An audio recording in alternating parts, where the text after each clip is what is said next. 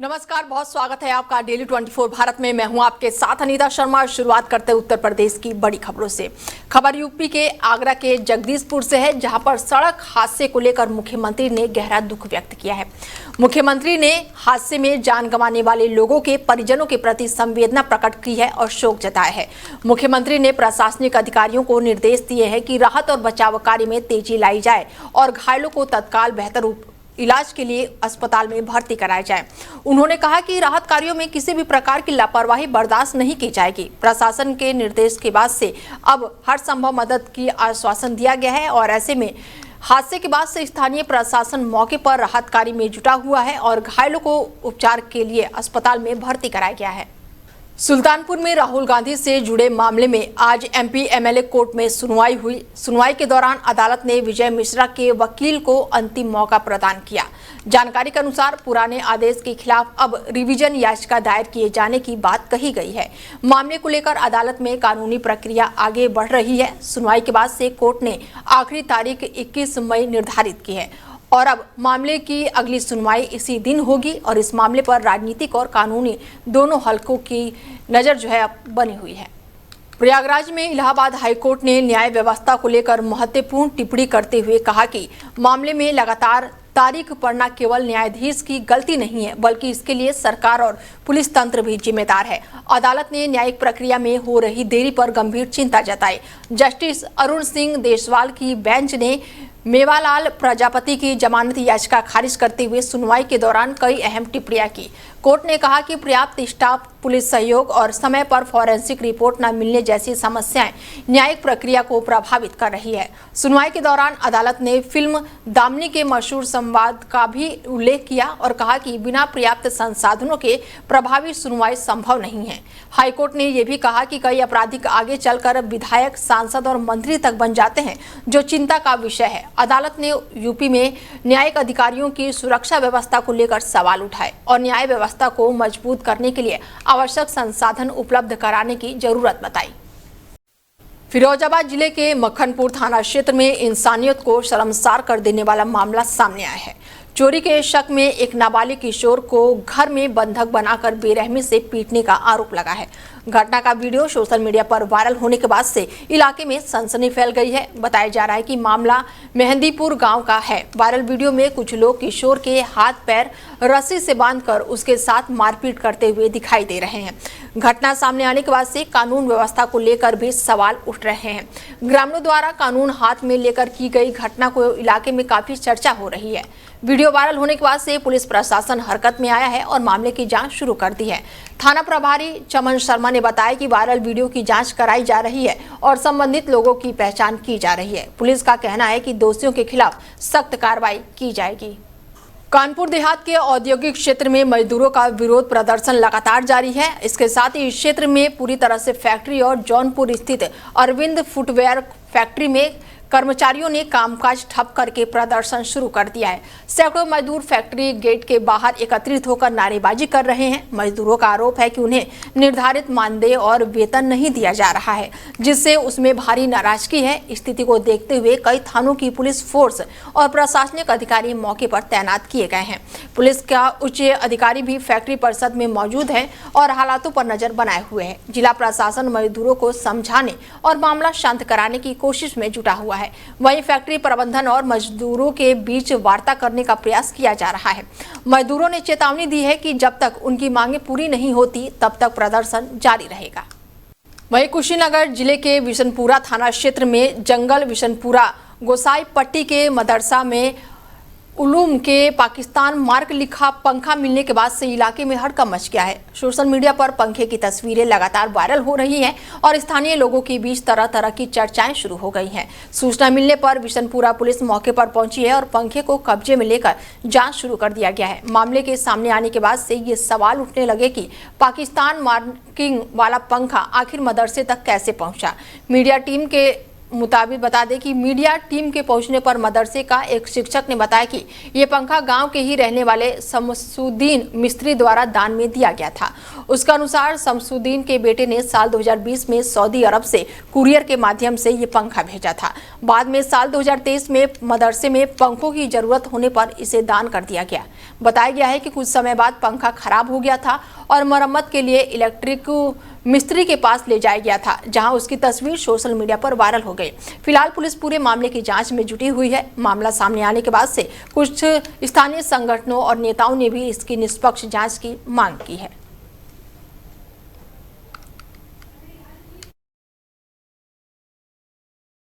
हमारे पास जैसे कि हाफिज जी है मदरसे के, वो 3 पंखे लाए थे, 1 मोटर लाए थे।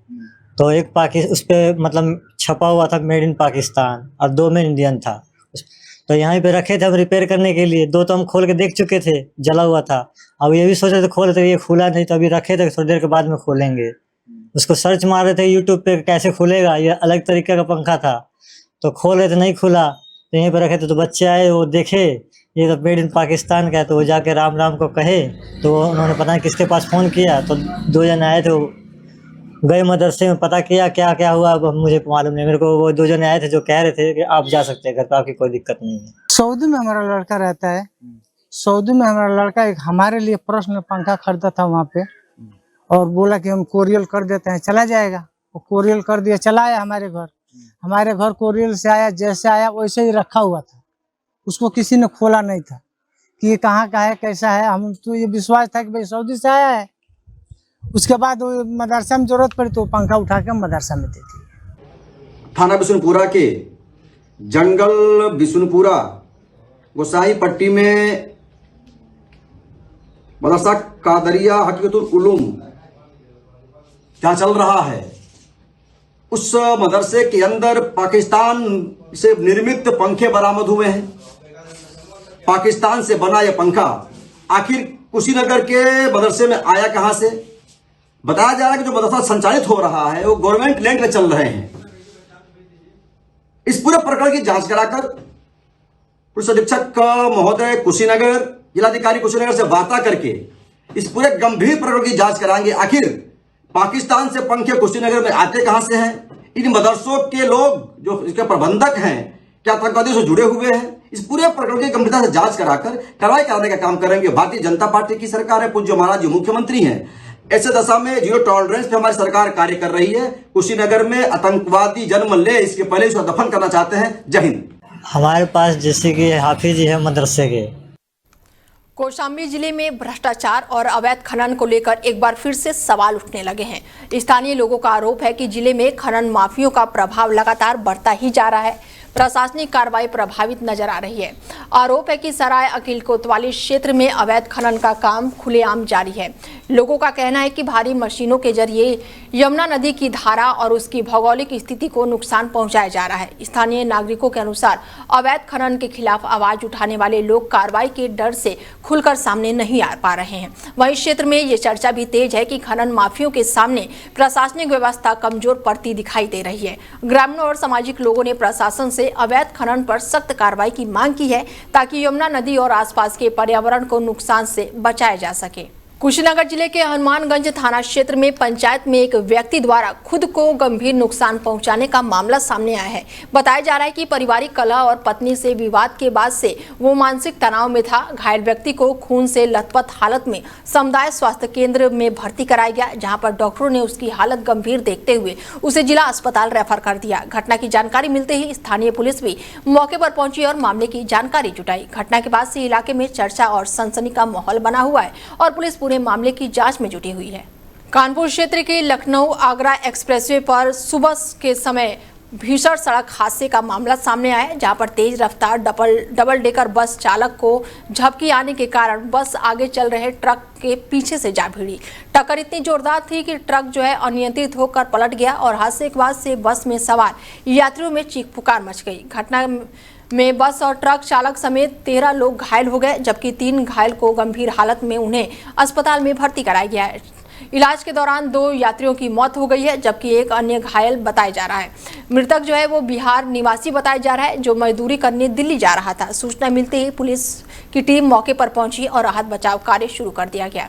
सभी घायलों को समुदाय स्वास्थ्य केंद्र में भेजा गया है। बाद में पुलिस और हाइड्रेट की मदद से क्षतिग्रस्त वाहनों को हटाकर यातायात सुचारू कराया गया।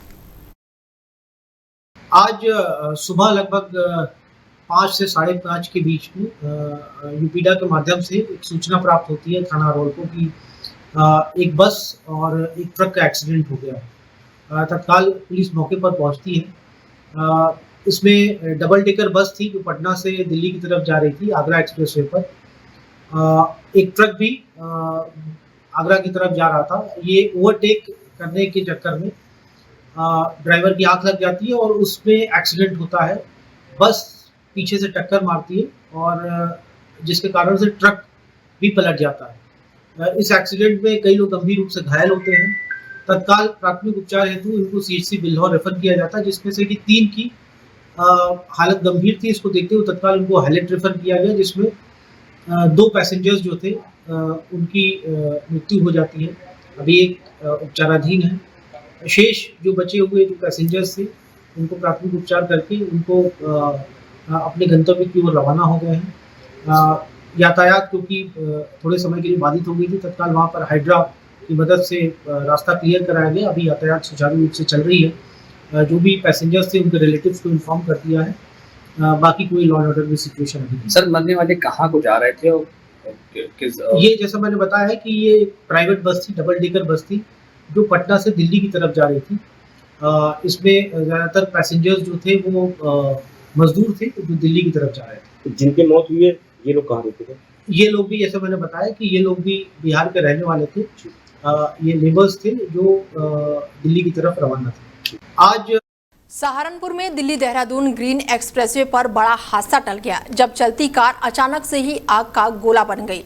घटना जो है जिसके बाद से पुलिस चेक पॉइंट के पास की बताई जा रही है। जानकारी के अनुसार हुंडई योना का कार देहरादून से मुजफ्फरनगर जा रहा था और इसी दौरान अचानक से ही कार में भीषण आग लग गई। आग लगते ही कार सवार में हड़कंप मच गया, लेकिन सभी यात्री समय रहते वाहन से बाहर निकल आए, जिससे बड़ा हादसा फिलहाल टल गया। घटना के बाद से सड़क किनारे कार करीब आधे घंटे तक जलती हुई नजर आई।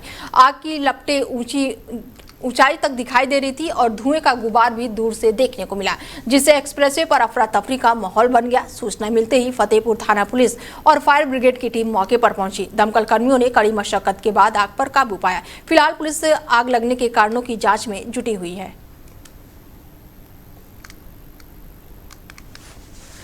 बता दें कि सहारनपुर से खबर है, जहां पर हाईवे पर यह भीषण आग लगी है और ऐसे में कार जो है अचानक से ही कार में आग लगी। ग्रीन एक्सप्रेसवे पर अफरा तफरी मच गई और समय रहते फिलहाल सभी यात्री जो हैं बाहर निकल आए और वहीं सूचना मिलते ही दमकल की टीम जो है वो मौके पर पहुंची है और कड़ी मशक्कत के बाद आग पर काबू पाया। सुनील जायसवाल जी हैं सहारनपुर से हमारे संवाददाता, उनसे बातचीत करते हैं कि अचानक से ही कार जो है इसमें भीषण आग लग गई है, क्या कुछ कार्रवाई में निकल कर सामने आया है? सुनील जी।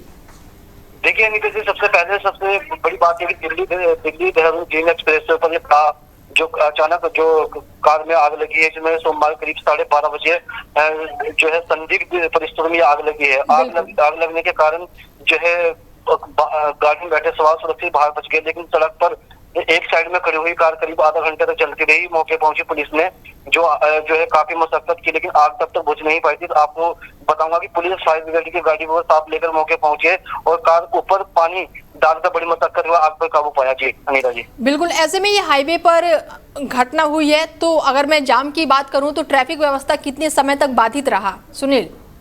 देखिए, सबसे पहले जमीनी जो हकीकत दिल्ली देहरादून ग्रीन एक्सप्रेस जो है कार में अचानक आग लगी हो, देहरादून की तरफ मुजफ्फरनगर जा रही थी और कार में जैसे ही आग लगी कार के अंदर बैठे सवार जैसे बाहर निकले। आपको बताऊंगा कि कुछ देर तक के लिए जो है वाहनों का आगमन पूरी तरह से बंद हुआ और देखने वाले काफी लंबी यहाँ पर मौके पे भीड़ लग गई थी। जी बिल्कुल, ऐसे में कार में आग किस तरीके से लगी, क्या इसके बारे में कोई जानकारी निकल कर सामने आई है? सुनील। देखिए, जैसे उनके कार चालक से बात हुई, कहने की संदिग्ध परिस्थिति में आग लगी है, जो वार एक्सप्रेस की वजह से कार में आग लगी है। लेकिन सबसे बड़ी बात मैं आपको बता दूंगा, दिल्ली ग्रीन एक्सप्रेस से पहला हादसा नहीं है। इससे पहले कई बार इसके मामले पहले भी संज्ञान में आ चुके हैं, इस मामले पहले भी हो चुके हैं। लेकिन सबसे बड़ी बात यह है कि परिस्थिति में आग लगना और जिस तरह से सुरक्षित बाहर निकले, ये एक बड़ी बात है कि वो सुरक्षित बाहर निकल चुके, वरना कोई बड़ी घटना घट सकती थी। जी ठीक है, जुड़ने के लिए बहुत शुक्रिया और तमाम जानकारी के लिए सुनील आपका।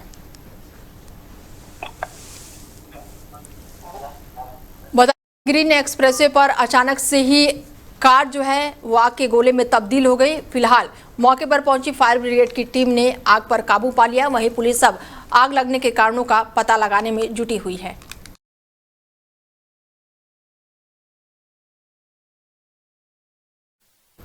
यूपी सरकार भ्रष्टाचार पर सख्ती की बात कर रही है, लेकिन पीलीभीत जिले के पूरनपुर विकास खंड की ग्राम पंचायत आनंदपुर उर्फ भगवंतपुर में भ्रष्टाचार के गंभीर आरोप सामने आए हैं।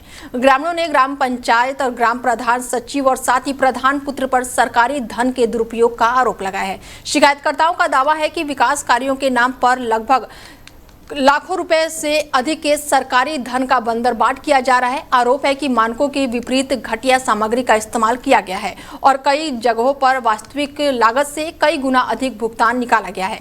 ग्रामीणों ने शपथ पत्र देकर जिलाधिकारी ज्ञानेंद्र सिंह से शिकायत की थी, जिसके बाद से जांच टीम गठित की गई है। लेकिन शिकायतकर्ताओं का आरोप है कि जांच में लीपापोती करके मामले को दबाने की कोशिश की गई है। बताया जा रहा है कि करीब 150 पन्नों की जाँच रिपोर्ट भी तैयार की गई है। जिला पंचायत राज अधिकारी रोहित भारती ने शिकायतकर्ताओं की दोषियों के खिलाफ सख्त कार्रवाई का आश्वासन भी दिया है। हालांकि अब तक ग्राम प्रधान और ग्राम पंचायत अधिकारी पर कोई भी ठोस कार्रवाई नहीं हुई है, जिससे ग्रामीणों में नाराजगी बनी हुई है। ग्रामीणों का कहना है कि पंचायत में हुए कथित घोटाले और अनियमितताओं के निष्पक्ष जांच करके दोषियों पर सख्त कार्रवाई की जाए। फिलहाल पूरा मामला जो है क्षेत्र में चर्चा का विषय बना हुआ है। इसने मैं अथवा मेरे 4 साथियों ने मिलकर डीएम साहब से शिकायत की थी ग्राम प्रधान के खिलाफ अथवा ग्राम विकास अधिकारी के खिलाफ, जिसमें डीएम साहब ने 28 नवंबर को टीम तैयार की थी। टीम के द्वारा 20 जनवरी को जांच की गई। जांच में जांच अधिकारी ने एक दिन मुझे बुलाया था, पर उसमें जांच अधिकारी ने कुछ भी नहीं दिखाया ग्राम प्रधान के खिलाफ। ग्राम प्रधान व जांच अधिकारियों के बीच में साठगांठ चलती हुई दिखाई दे रही है, जिसमें कि सभी जांच अधिकारियों द्वारा दिखाया गया कि सभी काम सफलतापूर्वक हुआ है। जो कि काम हुआ है तो घटिया हुआ है और काम हुआ है तो उसका 3 गुना पैसा निकाला गया है। जांच अधिकारियों के द्वारा यह सब दबाया जा रहा है। नहीं, देखिए ये मामला जो है संज्ञान में लाया गया था। शपथ पत्र पे इसकी शिकायत हुई थी। ग्राम प्रधान के खिलाफ कई जो है विकास कार्यों में अनियमितता होने का अंदेशा था, तो उस पर जांच कराई गई है। जांच आख्या हमें प्राप्त हो गई है। 17 मार्च को जांच आख्या मिली है। उसका परीक्षण और परिशीलन कराया जा रहा है। जैसे ही वो पूरा होगा हम लोग बहुत जल्दी उस पर जो भी समुचित कार्रवाई है वो करेंगे। ग्रामीण का कहना है कि जो काम हुआ है लेकिन उसके अनुरूप नहीं हुआ है, जिसके बाद में दुगना पेमेंट निकाला गया है। तो देखिए, जो भी ग्रामीणों का कहना है उस पर जांच तो हुई है। अब जांच में जो भी निकल के आएगा हम लोग उस पर जो भी समुचित कार्रवाई है करेंगे। अधिकारियों के द्वारा शिकायतकर्ता पर बताया दबाव बनाया जा रहा है। देखिए, ऐसा कोई मामला संज्ञान में नहीं आया। अब आपने लाया है तो हम लोग जरूर उसको दिखाएंगे। आखिर आगे क्या कार्रवाई की जा रही है? इसमें आगे अगर प्रथम दृष्टया मामला बनता है तो जो भी संबंधित अधिकारी कर्मचारी है उन पर कार्रवाई होती है। या तो वित्तीय प्रशासनिक जो पावर्स हैं प्रधान की वो रोकी जाती है, और जो है अगर कुछ ऐसा बहुत बड़ा मामला नहीं होता है तो फिर उसी हिसाब से कार्रवाई जो है जिलाधिकारी। वहीं महोबा में प्रीपेड विद्युत मीटर के विरोध में आयोजित प्रदर्शन के दौरान समाजवादी पार्टी के सांसद का बयान जो है वो लेकर राजनीतिक माहौल गरमाया हुआ है। प्रदर्शन के दौरान सांसद ने प्रधानमंत्री को लेकर आपत्तिजनक टिप्पणी की, जिसके बाद से मामला जो है चर्चाओं में आ गया है। महोबा हमीरपुर तिवारी लोकसभा क्षेत्र में सांसद अजिंदर सिंह लोधी ने बीजेपी सरकार पर तीखा प्रहार किया। उन्होंने पश्चिम बंगाल चुनाव को लेकर भी सवाल उठाए और कहा कि वहां पर भय का माहौल बनाकर चुनाव कराया गया है। कलेक्टर परिषद में हुए प्रदर्शन के दौरान दिए गए बयान का वीडियो सोशल मीडिया पर तेजी से वायरल हो गया है। बयान के बाद से राजनीतिक प्रतिक्रियाओं का दौर शुरू हो गया है। फिलहाल इस मामले को लेकर क्षेत्र में चर्चा तेज है और राजनीतिक दलों के बीच बयानबाजियां बढ़ती हुई नजर आ रही है। देखिए, हम लोग पीडीए के हैं, वर्तमान सरकार के विरोधी हैं। वर्तमान सरकार जितना अनदेखी कर रही है एक आम पब्लिक के साथ, इतना किसी सरकार ने नहीं किया। जैसे कि स्मार्ट मीटर है जो लाइट रहे या न रहे मीटर बराबर घूमते हैं। फसल बीमा का सबसे बड़ा घोटाला हुआ, वो आप सबको भी मालूम है। शिक्षा में सैकड़ों विद्यालय बंद कर दिए गए और जो शिक्षक लोग रिटायरमेंट होते चले जा रहे हैं उनकी नई भर्ती भी निकाल रही है। स्वास्थ्य विभाग में है तो कहीं दवा है तो स्टाफ नहीं है, तो जहाँ स्टाफ है वहाँ दवा नहीं है। तो ये सरकार कहाँ से देश की हितैषी हुई? ये तो अडानी और अंबानी की हितैषी है। ये अपना बजट बनाने में लगी है। जहाँ 10,000 करोड़ रुपए इन्होंने अपना बजट में बना लिया है, तो ये अपना बजट बनाने में लगी है। गरीब किसान, मजदूर, मध्यवर्गीय व्यापारी इनका कहीं से साथ नहीं दे रही है। ये जनता विरोधी सरकार है। अम्बेडकर नगर में महिला आरक्षण की मांग को लेकर महिलाओं ने समाजवादी पार्टी के सांसद लालजी वर्मा के निजी आवास के बाहर प्रदर्शन किया। बड़ी संख्या में पहुंची महिलाओं ने महिला आरक्षण बिल लागू करने और स्थानीय निकायों में महिलाओं को अधिक प्रतिनिधित्व देने की मांग उठाई। प्रदर्शन के दौरान महिलाओं ने समाजवादी पार्टी के खिलाफ जमकर नारेबाजी की। प्रदर्शनकारियों ने पार्टी नेतृत्व पर महिलाओं की उपेक्षा का आरोप लगाते हुए विरोध जताया। सैकड़ों की संख्या में मौजूद महिलाओं ने सांसद लालजी वर्मा के आवास के बाहर नारे लगाए और अपनी मांगों को लेकर जोरदार प्रदर्शन किया और इस दौरान इलाके में काफी देर तक हलचल मची रही। प्रदर्शन को देखते हुए मौके पर सुरक्षा व्यवस्था भी बढ़ाई गई। फिलहाल पूरे मामले को लेकर राजनीतिक चर्चाएं तेज हो गई हैं। फिलहाल बुलेटिन में मेरे साथ इतना ही। दीजिए इजाजत। नमस्कार।